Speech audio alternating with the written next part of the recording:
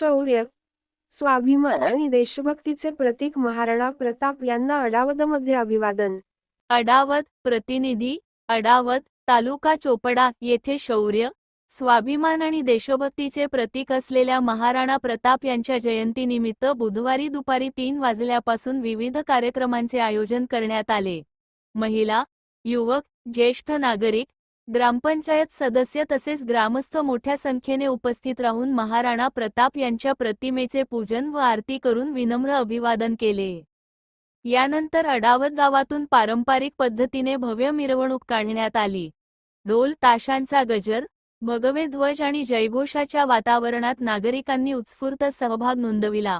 गावातील प्रमुख मार्गांवरून मिरवणूक काढण्यात आली असून ठिकठिकाणी नागरिकांनी तिचे स्वागत केले। मिरवणुकीदरम्यान कोणताही अनुचित प्रकार घडू नये तसेच कायदा व सुव्यवस्था कायम राहावी यासाठी अडावत पोलीस स्टेशनकडून चोख पोलीस बंदोबस्त तैनात करण्यात आला होता। पोलीस अधिकारी व कर्मचारी संपूर्ण मिरवणुकीच्या मार्गावर दक्षतेने बंदोबस्त सांभाळत होते। महाराणा प्रताप यांच्या शौर्य, स्वाभिमान, त्याग आणि राष्ट्रभक्तीचा आदर्श समाजापुढे ठेवत जयंती उत्सव मोठ्या उत्साहात साजरा झाला।